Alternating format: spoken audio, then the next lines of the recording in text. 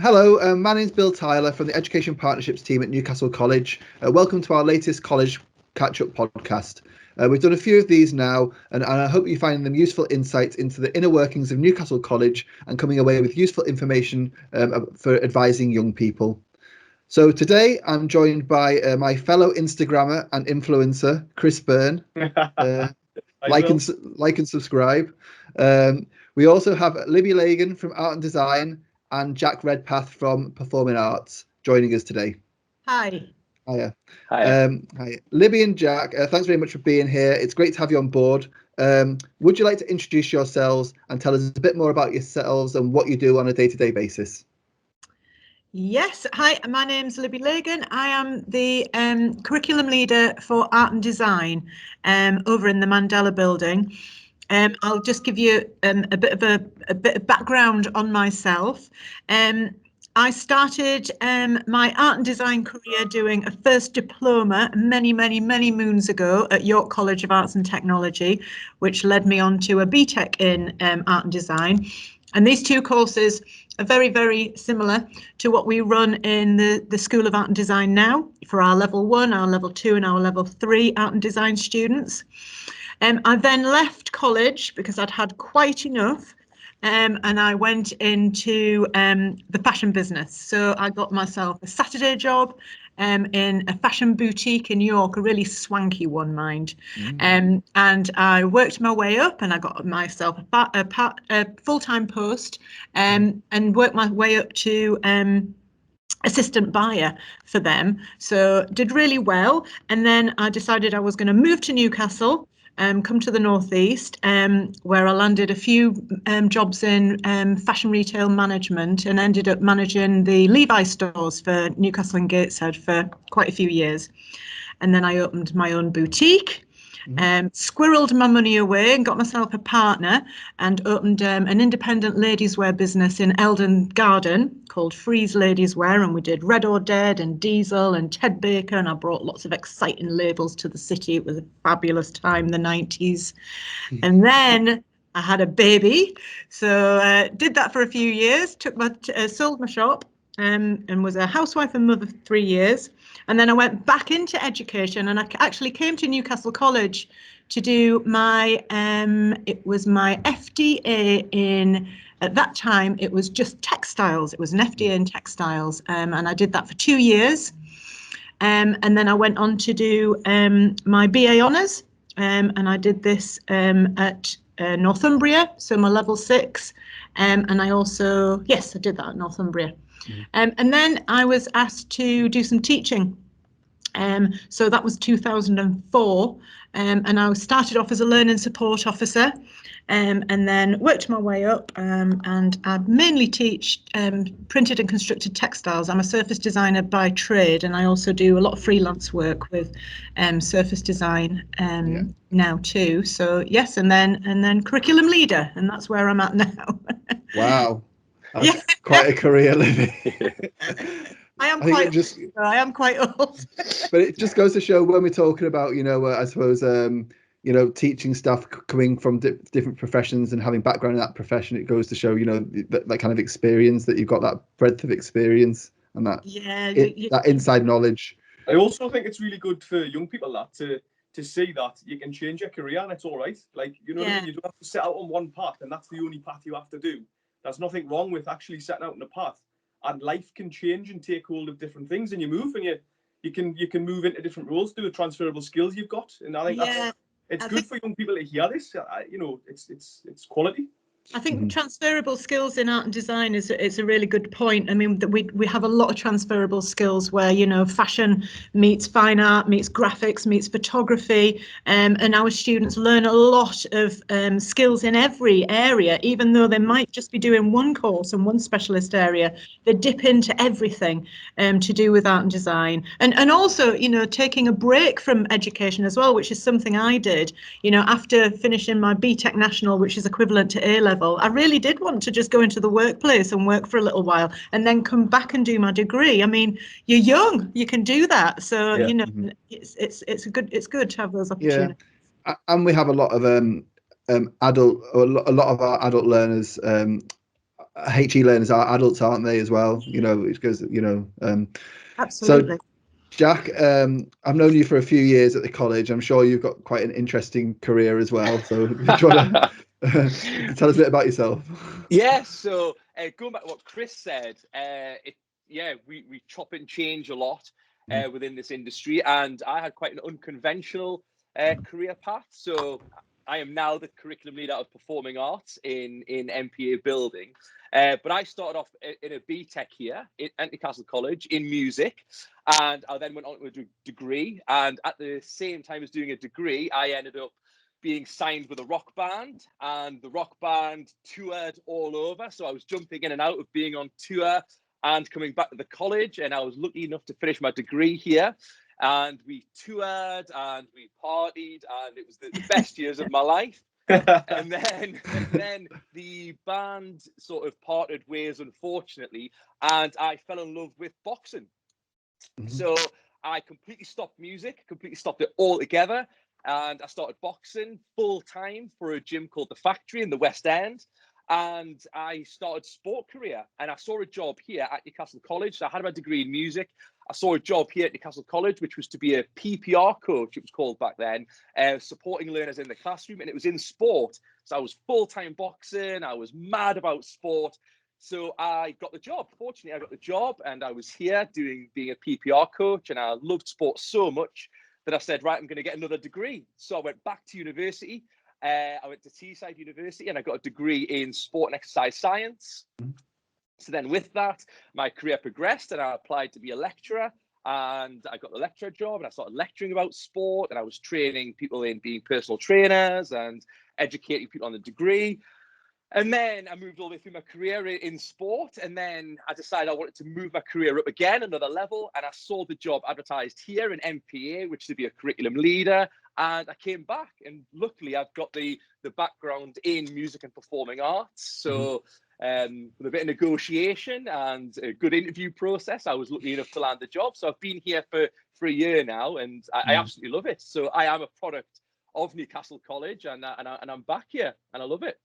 Yeah, that's brilliant. Chris, it's funny because in a way, like, you're similar, because obviously, you talk about, what you did after school and what you do now and what you did, and and I think that's what's quite similar about like all of us here chatting, is we've all probably started off somewhere, went somewhere else, and it kind of came back to where we are now. It's funny that, and I think I always think about that, and I always think about young people when we're having our conversations with them. Like, they've almost got to have their life planned out at 16 years of age, leaving school, and they've got to have all their decisions made. And I think it's quite a tough thing, isn't it, when you think about it? Like, to actually think, right, I've got to do a college course, or I've got to go to sixth form, or I've got to get an apprenticeship, and that's what I'm going to do with the rest of my life. So what is it I need to do? And it's just not like that. It's just, we've all changed careers, and my background's been very different. Like, it's gone from working in design and technology, sort of like in engineering type, into sport and staying in education. And it's all transferable. The skills are all there. They're all transferable moving through your career. And that's what makes you good at your role, is the skills you have, the skills you develop. So yeah, but Bill, I know it's the same for you. You've kind of done exactly the same thing. You've gone and moved into different areas from where you actually started. So yeah, proof's in the pudding, isn't it, really, that you can develop through your skills. Yeah. So that was really interesting, guys. Thank you very much. Took a bit too long. I'm into a tight schedule here. That's Libby's fault. Libby with all her boutiques and all that kind of stuff, and all her 90s fashion. Yes, it was CV, sorry. So onto a quick icebreaker then. So we'll try and make this a bit quicker, but it's fine.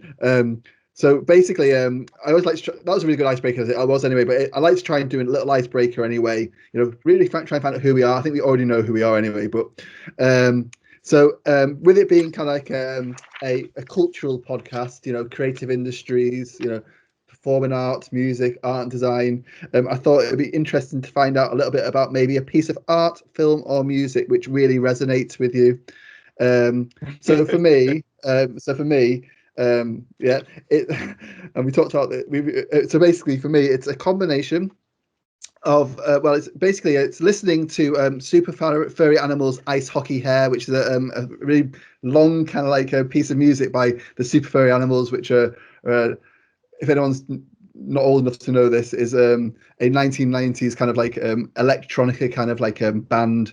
So they kind of like combine electronica with rock, and the song kind of spirals with highs and lows to a crescendo. But whenever I listen to the song, it always reminds me of a time just after university, when I wasn't sure what I wanted to do next or where my life was heading. I always refer to it as Super Furry Animals' magnus opus, which I think about all 10 of the Super Furry Animals fans may agree with. But it just kind of like, it's funny when you're young, I think how things like pieces of art or pieces of music really kind of like stick in your head, don't they? And kind of like take you back to a certain time. And that's what that kind of song does for me. Bill, you're cultural human, I tell you. Mine's just so different. Go on, Chris. So different. So can you remember the big market? There was a place called Kiss. Yeah. Yeah, that's exactly right. So you know the crack, right? Yeah. Just a young lad goes out. I'm going out on first few times out, and I hear Sandy B, You Make the World Go Round, come on in the DJ box, and I just remember that moment in my life where I was like, wow, the bass was kicking in. The music, like that tune is my favourite tune in the world completely. I've loved it ever since. First time I ever heard it, and I just remember thinking, that is mint, just dancing away. And then basically requested that everywhere I've been, every bar I've gone to, have you got Sandy B, You Make the World Go Round? And it's just that moment where I think it was one of my first times out on the big market. So I just totally resonates with this, because every time I think about it, I just remember that moment where I was just like, that is a bit of music, like that is awesome. So as you can see, Bill, not quite as cultural as you. Big market and dancing. Well, I never grew up, in Newcastle, so I didn't have that youthful experience, in the big market. Kiss was a it was an eye opener. You wiped your feet on the way out, to be fair. Jack, would you like to go next? Yeah, mine. I listened to sort of a lot of rock when I was a kid, so mine would have to be Blink-182, All the Small Things, just because I remember sitting at my house and watching Travis Barker, the drummer, for the first time, and he's heavily tattooed, which is where my tattoo addiction came from. And I'm just thinking, I'm looking at it, I'm thinking, that is who I want to be one day. I want to be heavily tattooed. I want to be in front of a huge crowd, and I just want to be rocking out. The second one is the Karate Kid, because at the same time, these are my two what underpins me, rock music and combat sports. I can remember like watching the Karate Kid for the first time, and then getting my little sister to hold up like some cushions as I kicked her across the room, and try to do roundhouse kicks in the living room and smashing my mum's ornaments. And so the Karate Kid and Blink-182, that amalgamates me, definitely. What a trilogy, man! What a trilogy! Absolutely, the best. I watched them recently from 1, 2, and 3. Like, I'm not a fan of the new ones. Like, I just don't. They're not for me. Like, I'm all about Mr. Miyagi. Oh, definitely, absolutely. I think you could almost say the Karate Kid is the best around. Oh, yes, I love that. Oh, Bill. Comedy gold. Oh, that's wonderful. Libby. Well, I remember at school studying art and design, and I was bought this book called Art Now. I've actually got the latest edition of it. It's an amazing book, and it's got all the art genres in over the centuries. And I studied this book a lot, and I got a bit obsessed with it, and I started getting really into Cubism. And there's an artist called Robert Delaunay, who was an old Cubist master, and I did a whole set of drawings about, influenced by Robert Delaunay. I really got into Cubism, and then I went on my first art trip to the National Gallery, and there he was, and I was completely starstruck by these paintings of Robert Delaunay. Like, I'd never been starstruck before. I was interested in music, but nothing ever starstruck me. And then these amazing artists were in the National Gallery. So I'm really bringing you back to culture now, aren't I, boys? Oh, I know, that's good. But then also the films. I've always been really influenced by films, and I'm quite a big film buff. And they've always influeceed my design work throughout my career. And you know, for instance, Wes Anderson, who's an amazing director who's done Life Aquatic and the Royal Tenenbaums, and just amazing directors.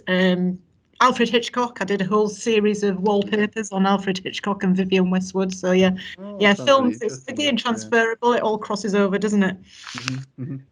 I quite like a sport film, like you know, like an underdog sort of a coach takes on a team of underdogs and transforms them into world beaters. Like there's a one called Denzel Washington's in it. Remember the Titans? That's it. Oh my word! I must have watched it about 50 times. That and the Water Boy. Water Boy. But remember the Titans, man. I just love it. I love a film where people come together and they unite and strive on to to be the best. Like it's probably a lot to do with my background, I guess, in coaching and stuff like that. That's what it's about, isn't it? So I love a film like that. But remember the Titans, man. What a film that is! Oh, I might watch it when I get home. To be fair. Right. Thanks very much, guys. I think the only one that was properly cultural there was Libby. So I was going to say, I was thinking about the end of the spectrum. The end of the spectrum to Chris in Kiss in the Big Market and Libby in Paris looking at cubism. I just thought the other end of the spectrum were fantastic. Yeah, very different, isn't it? And Jack imagining himself as the lead drummer of Blink 182, and then eventually becoming the head of curriculum for performing arts at Newcastle College. Yeah, rock it out. Yeah. Right. So that's so actually on to the main bit of the podcast. Right. So, what we're doing is let's have a look. So Libby and Jack, there's a wide range of careers, exciting careers in the creative industries. Is there anything which stands out to you in terms of careers which are rewarding, or something we might not have heard of before? For example, I was looking at the National Careers Service website and came across, an exhibition designer, someone who works with organisations and individuals to make engaging displays, and also, prop maker. Quite like the idea of that too. So, is there anything there that you thought, that's a really interesting career that students can go into? I'll go first.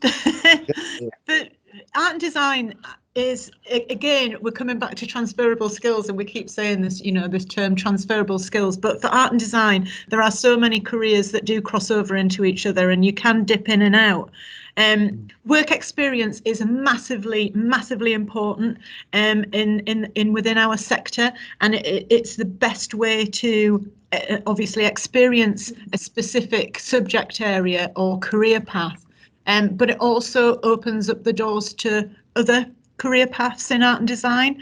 Networking, you've got to start early in art and design, and it's really, really good for students' communication skills to start networking and experience working with industry. And we do that a lot within the school. All our level 3 students and up work with industry from the get-go on their programs.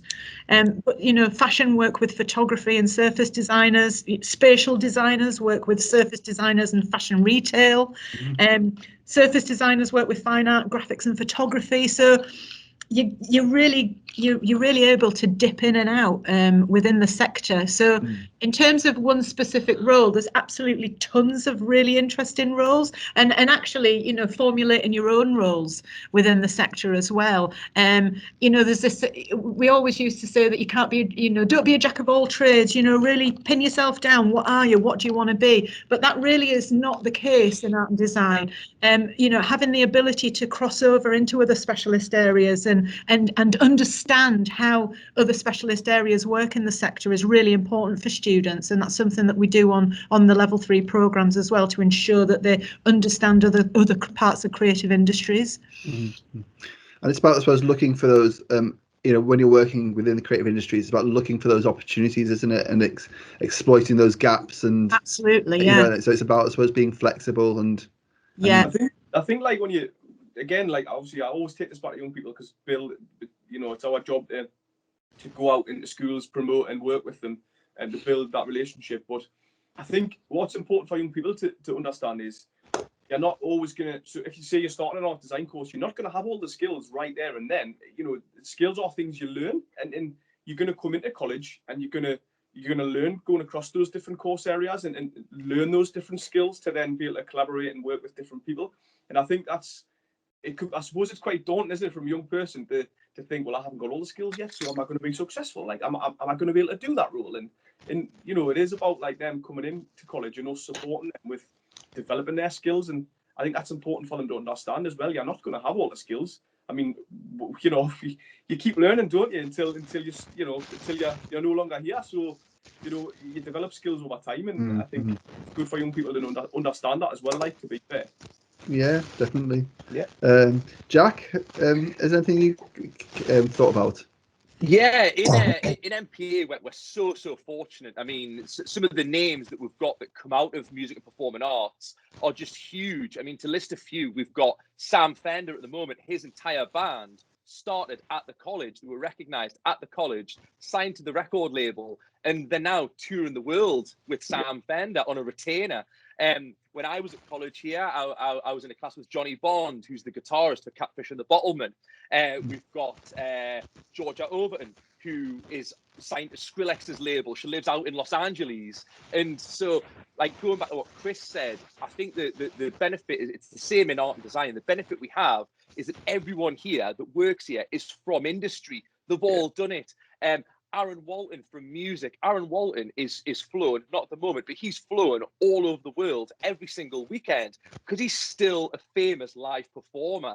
The students are around these people on a day-to-day basis. And as Chris said, they learn the skill set. They're not just learning what it's like to play drums. They're learning what it's like to play drums live, what it's like to work with a record label, what it's like to work in industry. And we're so fortunate in MPA and in art design to have these members of staff that are from industry that can just relay that information onto the learners. So, I mean, in performing arts, we've got a student, Gary Roundtree. He left here, set up his own dance school, and he's got one of the largest dance schools in Northern Ireland. Now he's also a lecturer at a college in Northern Ireland. And some of these people they're doing so well with their careers because they've learned the skill set here to perform live, to work within industry, and then to go out in industry after they've done their degrees. So we're very, very fortunate to have that industry expertise here in the building, which is clearly reflected in the learners as well. Yeah, great. Now, obviously, we're all a bit biased, working at Newcastle College. I'm very biased because I've worked here for nearly 20 years, so I am Newcastle College. But can you tell us a bit more about, why you think a student would come to study us? So, for example, Libby, if you wanted to tell us a bit more about, how you felt about the staff, the culture, the buildings. What's your opinion on it all? I think what sets Newcastle College apart from other institutes is the support and the sort of nurturing environment that we give to our students. And our students come onto level 3 courses or level 2 courses, level 1 courses from school, where they've been for a number of years and they know their teachers really well, and it's a massive change for them. And we are very well versed in looking after our level 3 students and making sure that transition from school to college is a smooth one. Our support systems at the college are absolutely amazing, and there's very rarely a time where students are unable to access support or feel as though that they're not fully supported. So that having that nurturing environment, and the same as we progress through level 3s up to the degrees, so level 4s, 5s and 6s, your BAs, that consistent student support stays with you. And I think that really, we have that well over the universities. I think our support systems are amazing at the college. I would agree with that, definitely. We do a lot of work, don't we, with the support service, Chris, in terms of when we're helping students transition from school into college, and definitely that's something which a lot of young people feel reassured when they come here and see the kind of support they can access. Because it's a bit of a myth, isn't it? When we go to schools, I think what parents and guardians will tell their young people is, how college is very different to school, and that can come in lots of ways, such as support. So they'll leave school and they'll get no support or on their own, but it's not the case. At the college we have amazing support services, and as Libby's just said there, the nurturing environment is here. So when people leave school, they are coming to a nurturing environment where I want to help them develop their skills and progress, you know, and have those exit routes. So the support doesn't end, and I think that is a bit of a myth that people assume it does, but when it actually doesn't. I mean, we've also got the fantastic facilities both in MPA and the School of Art and Design in the Mandela building. I mean, in our building in Art and Design, you know, we've got an industrial sewing machine room. We're just developing a new fashion design software called Flow, which is used within industry, which has really led on from the pandemic, where fashion students found it tremendously hard. Obviously, you know, they need to be able to cut cloth and develop 3D garments and garment construct. We couldn't do that for them home. But actually, you know, nobody in the fashion industry were accessing workshops and sort of industrial machinery. So Clo fashion design software is the future of that industry, and that's something that we try to develop within the school. We ensure that, you know, whatever's happening in industry, we're bringing into our programs of study. You know, having Adobe Suite, you know, InDesign, Photoshop, Illustrator, and the photographic studios, 3D printers, laser cutters. Oh, it's brilliant. It's fantastic. Steph in the print room.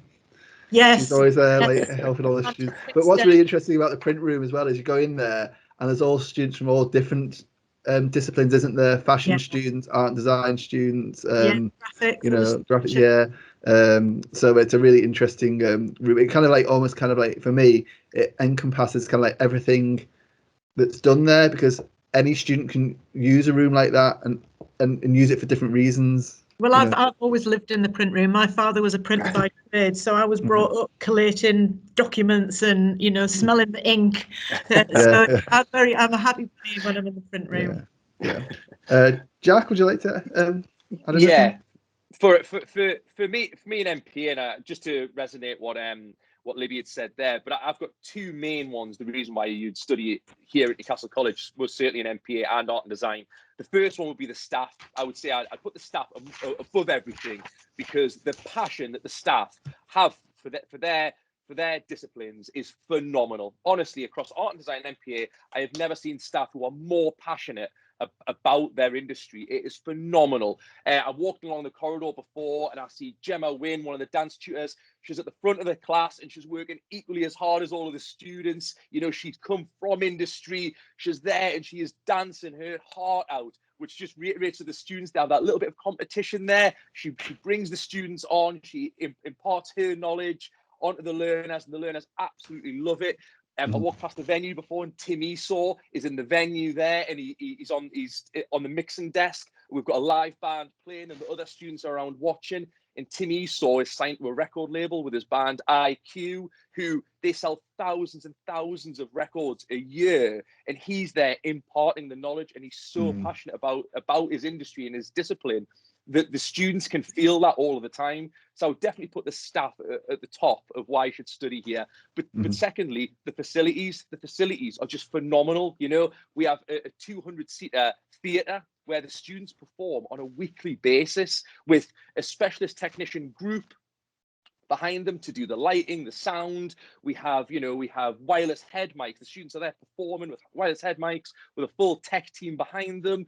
We run a course that not many people know about in stage management, and we have a full stage management crew, and they learn how to run a stage. They learn about lighting, they learn about sound, and they're in there working with these learners day in, day out. We also have a live working venue, which is one of the best venues in the Northeast. You know, it has a 5-foot stage. It has everything you can think of. It's got more lights than a Kiss concert. It is absolutely fantastic.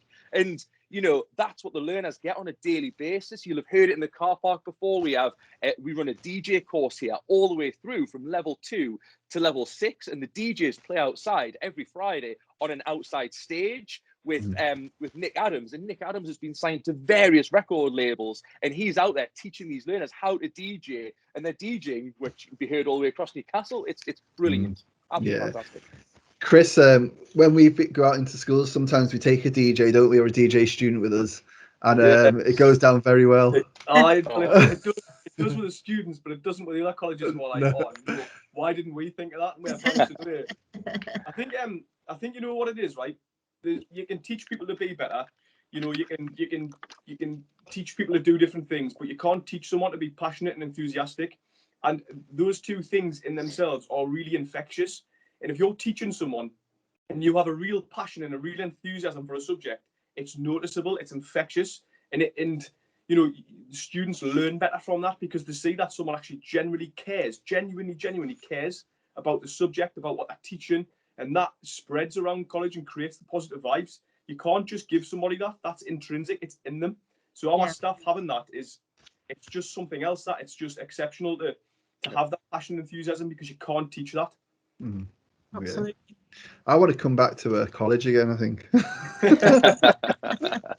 We do textiles, Bill. Yeah, I can see you, Bill, DJing out in the car park on a Friday afternoon as well. I can see that. I would love to see that. Oh my word! Oh, Bill, get some headphones on you and a mixing board. Yes, let's have it. I'll be all about In the Mix '96. That's about my era, I think. I had that CD. I had that CD In the Mix '96. Some bangers on there, by the way. I wouldn't know what's in these days. Right, so we're going to touch briefly on we're going to have some frequently asked questions in a minute, but before we do that, we're going to touch briefly on the admissions, audition, and kind of interview process for your courses, because I know, unlike a lot of courses at our college, where a student would apply, if they basically look like they're going to meet the academic entry criteria, they'll be offered a place on the course.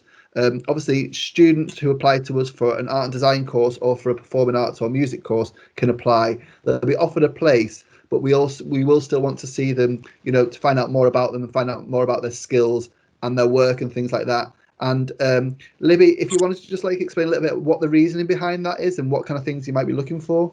Yeah, I mean, we like to touch base with students. We like to have just a chat, you know. When I always say to students at advice and guidance, you know, it really is just a chat. It's not, you know, when you say you come in for an interview, it really isn't like that. It's really to ensure that the students are coming firstly onto the right program. So really nailing down, you know, what they want to do, what their interests are, where the passion lies. And just to answer any questions that they have, but also just to see a little bit of work that they might be able to bring along with them. Sometimes it's really difficult for art and design students to bring any work because schools do tend to keep it for assessment and the external examiners. But, you know, photograph as you go along. That's what I always tell our prospective students, especially GCSE students and A-level students. Photograph your own work as you go along. Yeah. But, you know, usually they'll have something under the beds or, you know, in a sketchbook by the side in the room, you know, something they've been working on, or be able to discuss an exhibition that they've seen, something, you know, going back to my Robert Delaunay passion again, you know, an exhibition or something, you know, a documentary that they've even seen on television, just so that we can get a feel for, you know, if they are coming onto the right program and going to be. And also, you know, if they're not, you can make suggestions and give advice and tips and things like that, can't you, as well? Absolutely. Absolutely. And, you know, and even if students do come on to, you know, they start, you know, we often have students who come on to, say, fashion and textiles, level 3 fashion and textiles. And within a couple of weeks, they're thinking, oh, I really want to do fashion business marketing. Well, you basically just walk over the corridor and you go and join that class. So there's this period of this transition period when level 3 students come into the building where they're making sure that they're on the right program, and if they're not, we transfer them onto the program that they need to be on. So you know, something that I always tell students at advice and guidance is don't panic. You know, if you put down one course and you get it wrong, that's okay. We'll support you to transition onto the next course. It's not a problem. Yeah, and that's always been the case, and that's really good. So. Jack, what have auditions been like during COVID then? Oh yeah, they've been really interesting, really interesting. You know, for us, the main thing I would say is that there's definitely a course for everybody. That's just something that I really want to reiterate. No potential student should be worried about the audition process. All staff are looking for is that you have where your basic skill set is, and that they can signpost you to the right program. That's the main thing. You know, some people they love dance and they're passionate about dance, but they haven't had as much coaching as they'd like to have had, and a level 2 program might be right for them. That's certainly not a negative. Sometimes some of our best learners come from level 2 because they get more knowledge, they get more understanding of the subject, and then they progress on to level 3. So I would definitely say don't be worried about the audition process. All we're asking for this year is that when students apply, they'll get a letter from or an email from the student services, which will ask them to send in 1 or 2 videos to the correct discipline tutor. It'll either be acting, musical theatre, dance, or for music, it'll either be music performance or DJ and tech. They'll send through a video, and then that tutor will be able to assess the right course for them and the right level to go in at. But it's certainly nothing to worry about. No. If any person's struggling with what they should do, if it's to play drums, guitar, or whether it's to dance or something to sing, choose something, a song that they're passionate about. So it could be one drumming piece, and it could be 30 seconds of drumming something, 30 seconds playing guitar, 30 seconds of singing. It could be a minute of a dance, any dance that you've seen on telly. Just something that shows that tutor where your current skill set is, so that they can tailor the program to the group and get you the best experience possible. That's the main thing. And there's certainly a course for everyone. There's no reason that anyone should be worried about this process at all. Right. Yeah, and it's always been about kind of like a student being able to show their potential, isn't it, and showing their interest. Yeah, exactly. And then obviously you're working with them. Well, quite right. And I mean, this year I go into a lot of classes, and where I've seen these learners start from at the beginning of the year to where they are now is absolutely phenomenal. You know, that's what the industry experts do. They take these learners and they really progress them throughout the year. So as I say, no one should be worried about their skill set. Just show us where you are and we'll tailor the program to meet you. That's the main thing. Great. Chris, is there anything you wanted to add there on those kind of things? No, I'm just like I say, I think you and I get asked that. I think recently in our events that we've been running on the evenings, we've been asked a lot about auditions, and I think they can be quite daunting. So I think, you know, whether it's providing evidence, you know, of what you've been doing, or whether it's an audition, I think it's just good for young people to know the reason why. And I think having that explanation now and people hearing the reason why we do those things is good. Because it can be quite daunting. I know how I would feel if it's, you know, say when you go for an interview for a job and you've got to prepare something and you're it's a little bit unknown, you feel a bit nervous and you're a bit worried, but knowing why we do it is a good thing for young people to understand, and that'll really help them feel a bit more at ease, if you like. Yeah, the best audition I've seen so far, just to finish that on, the best audition I've seen so far is a young lady wanted to show off her tap skills, but her kitchen mustn't have been the right place for it. So she actually did it on her dining room table. And she did a tap audition on her dining room table, which I must say, please do not do that. Yeah, but at the same time, our little brother obviously got envious, so he was on the table as well. So at one time, there was this young lady doing her tap skills. The little brother in the background also trying to show that he could do the tap skills on the table. And it just, it was a recipe for disaster. So it sounds like a lawsuit, that. Please do not do that. That's called the best you possibly can. Oh, that sounds really good. We should try and get that. We should try and show that. Right. So coming off the back of 2 very successful virtual, or actually what was just one, we've had the performing arts and music virtual subject session. We've also had them for other subjects as well. Art and design is coming up shortly. But it gave the opportunity for prospective students to ask lots of questions about their chosen subject area. So they've been really good from that point of view. And it's become very clear that there's loads of questions that they're asking. So obviously, rather than trying to cover them all right now, I thought we would play a game of bingo. Okay, if that's okay. So each numbered ball. Okay, there's my bingo. He's actually prepared as well. Love that. Each numbered ball represents a question. So we'll basically see what ball comes out, and we'll see what question comes out. But we'll not do loads of questions. We'll just try and make sure we cover some of the main things. Okay, right. So get the question sheet here. Where am I? But do we win anything, Bill? Do you win anything? You win my undying gratitude, Libby. Right. Okay. Let's have a go with this. Okay. Shall I do it in a bingo voice when I think I should do? Please. Yeah. Number 16. Oh, this is one for Chris. Is that it? Is that your bingo voice? So I haven't got the fat ladies one yet, which actually is probably not politically correct these days. So is it not 1-6? Pick up sticks. Oh yeah, sorry. Oh, maybe I should get Jack to do it. I was telling. Panic bingo.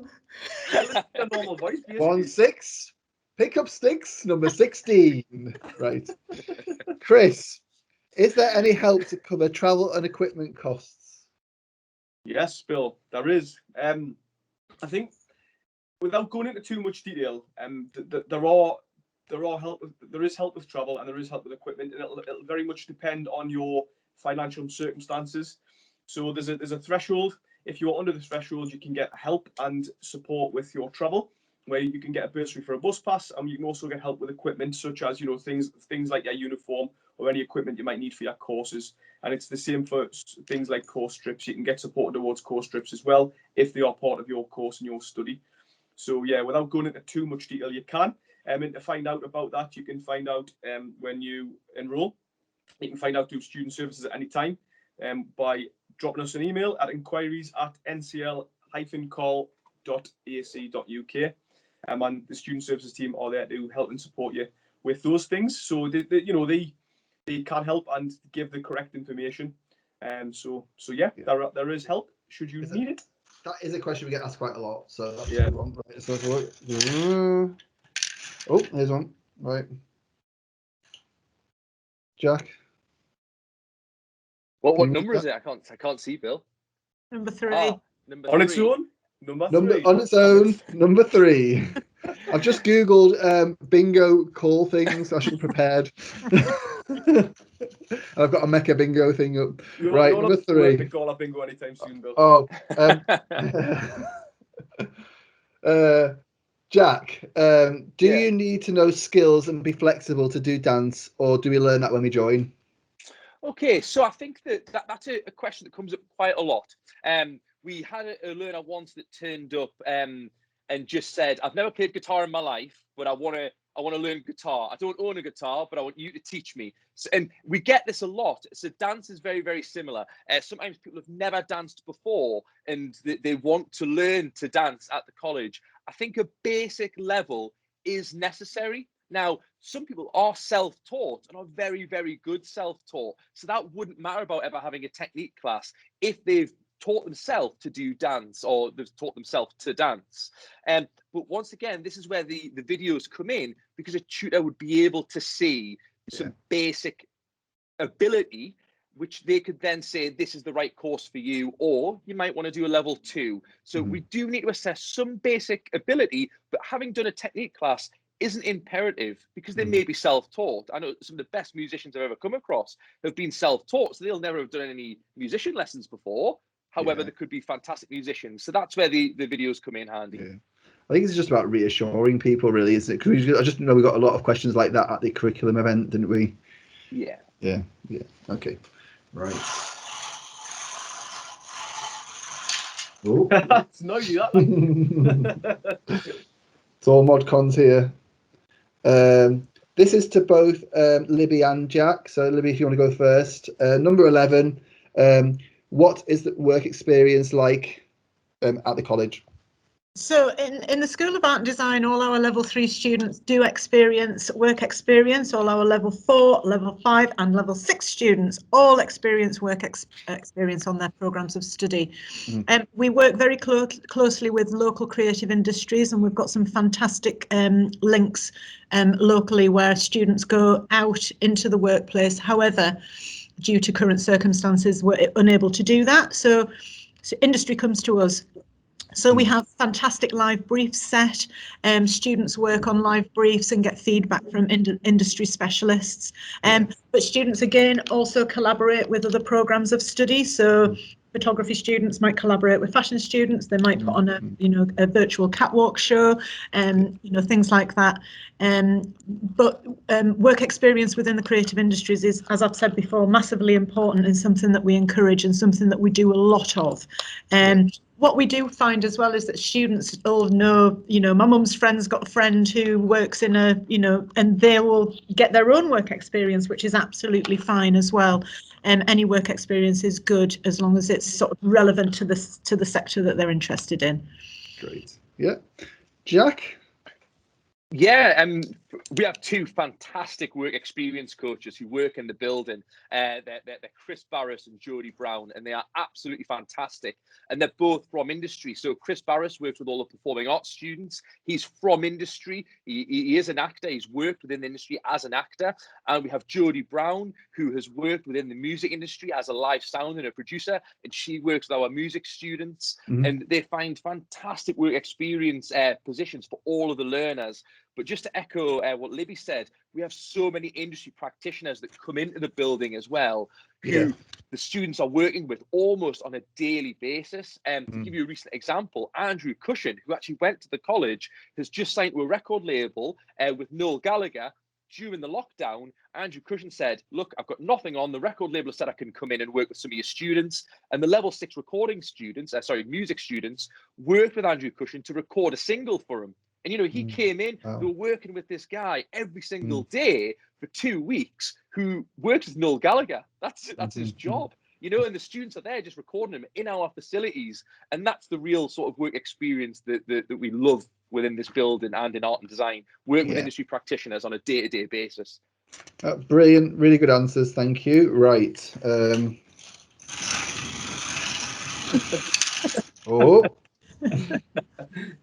Oh, I love it. 17, what would you say for 17? 1 and 7? 1 and 7.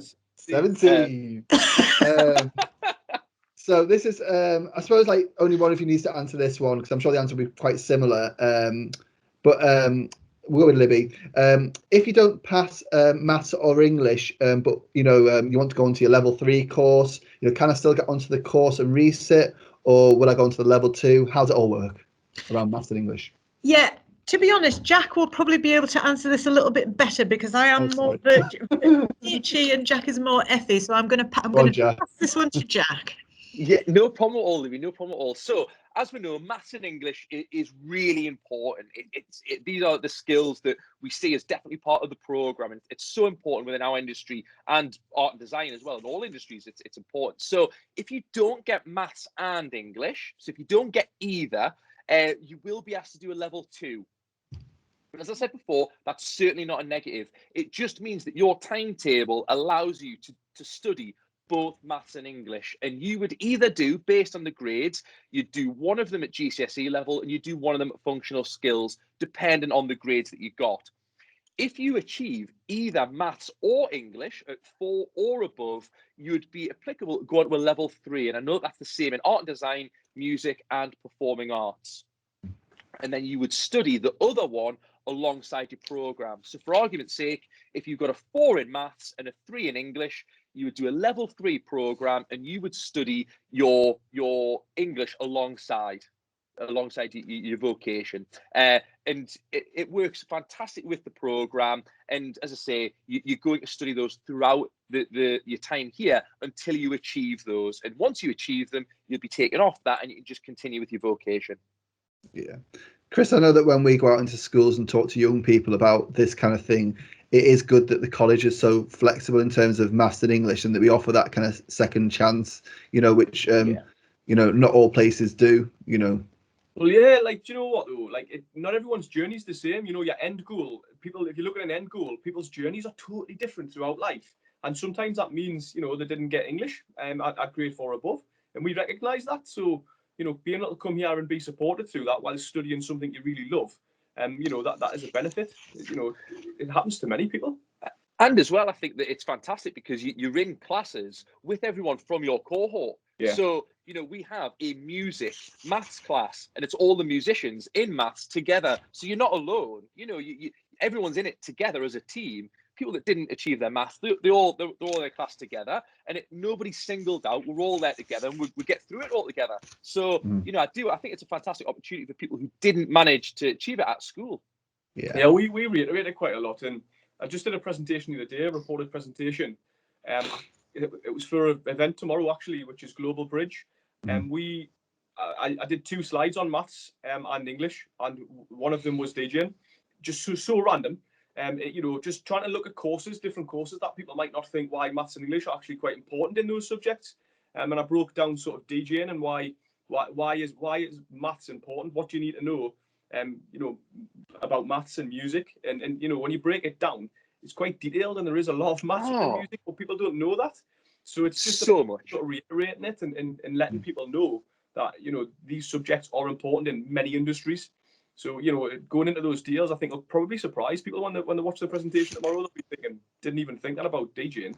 That maths is quite a thing in there. You know, in English also, and again for art and design, for other subjects, you know, maths and English are quite heavily used. So we reiterate that quite a lot. Yeah, great. We'll do the final question now. Okay. I want to get one of those ones where you can actually, like, it's like a proper, you know, like. I think you need a little big call out, Bill. 8? Is that? Let me check. This podcast has been great. Number 8. Oh, Garden Gate, number 8. There you go. According to the official Mecca bingo website. The Mecca.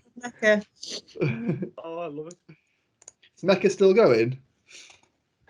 If anyone at Mecca is watching this podcast, please let me know. I went to bingo once for while I worked at a different college, you know, a college over the water there.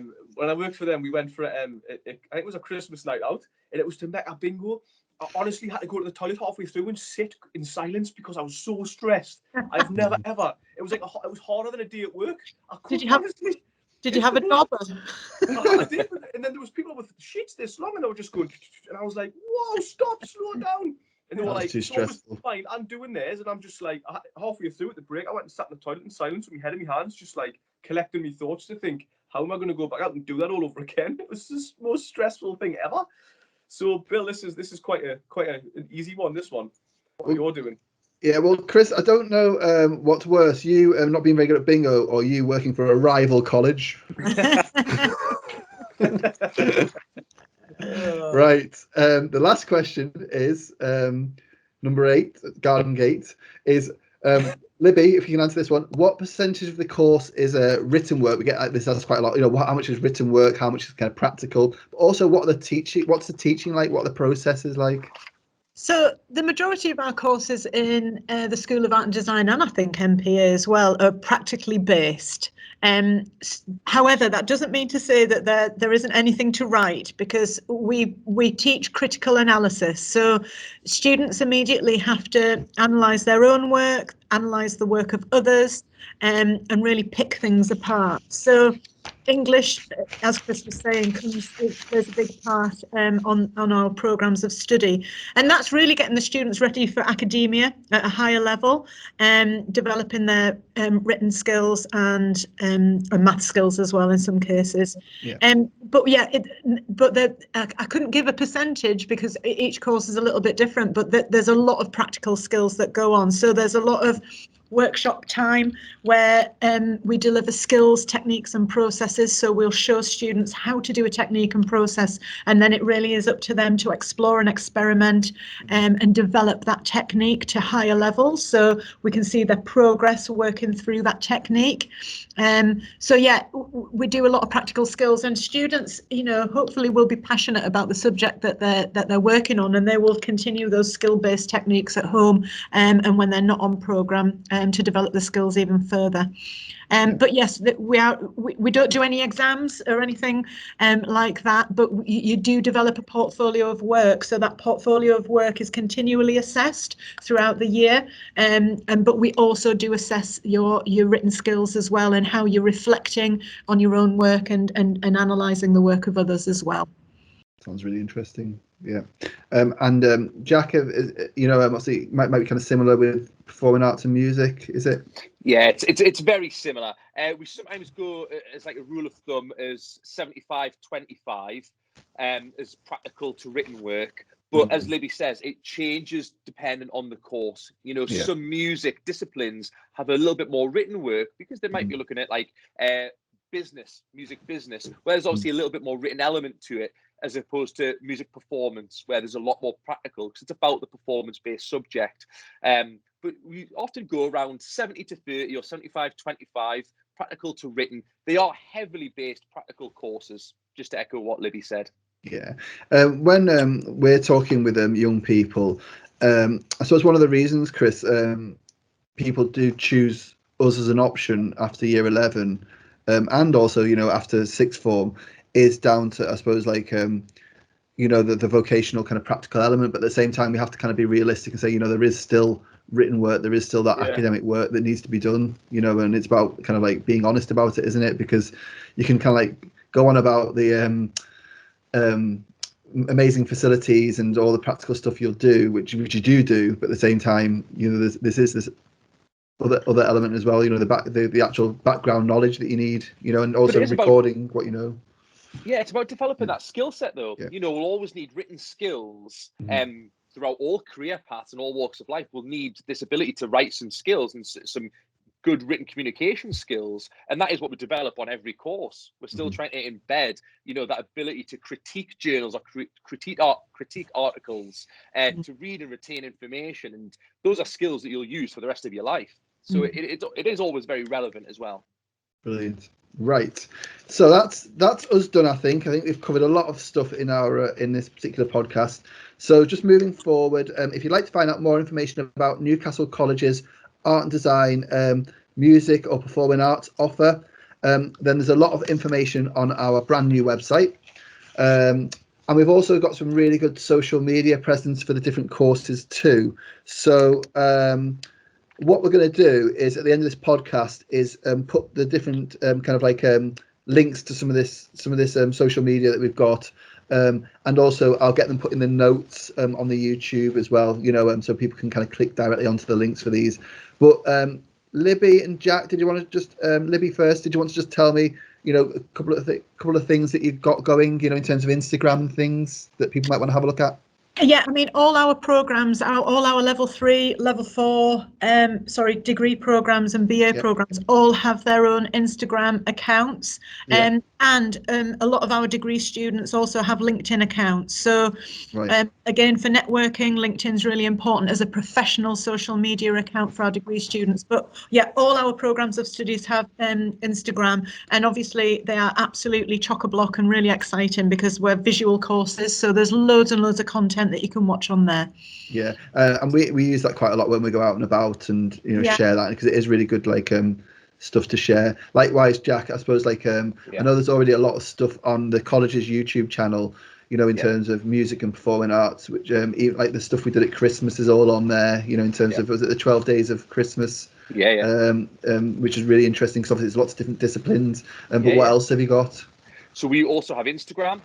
All the courses across music and performing arts from level 2 all the way through to level 6, they all have an Instagram page, which we'll send the links to the end of this podcast. And if learners are wondering what they'll learn on the course, just click on those links, look at the Instagram pages, and they'll see what students are doing day to day and what a day in the life of a student looks like here, because we upload very, very frequently. Yeah, so both of you got very active, like social media and that kind of thing, so it's really interesting for people to have a look at that if they want to find out more about what's going on and what kind of work's being produced. Also, we've got a virtual open event running on the first Wednesday of every month, although that might be different again, but generally speaking on the first Wednesday of every month, 4:30 till 7 p.m. We're also running specific virtual subject sessions in the run up to the summer. So take a look at the events page on the college website for up-to-date information, times, and how to register. As part of the Education Partnerships team, Chris and I are happy to help schools and organisations with information on apprenticeships and courses as well, and the application process. And we're able to deliver live workshop sessions, one-to-one advice via email, and we're also doing campus tours as well if anyone wants to have a look around the college and see it for themselves. So I think that just about covers everything. Libby and Jack, thank you very much for joining us today. It's been really good having you here. It's been really fun, probably too fun. We'll have to change that for next time. So before, and thanks Chris as well. Before we go, I think that's it really. Just you can get in touch with us. You can get in touch with Chris and I via our email, which is education.partnerships@ncl-coll.ac.uk. I'll stick that in the notes as well. You can find me and Chris on Twitter. So I'm at @NCLBillT. Chris is, what are you, Chris? NCL Chris B. Yeah, we do tweet quite a lot in terms of kind of information about events coming up and stuff, so it is worth following us for that. You can find all of us on LinkedIn. That's right, isn't it? Yeah. If you want to get in touch with us that way as well. But thanks very much, guys. It's been really good. Thank you. Thank you. I'll see you shortly. Bye. Bye. Thank you. Thanks a lot. Bye bye.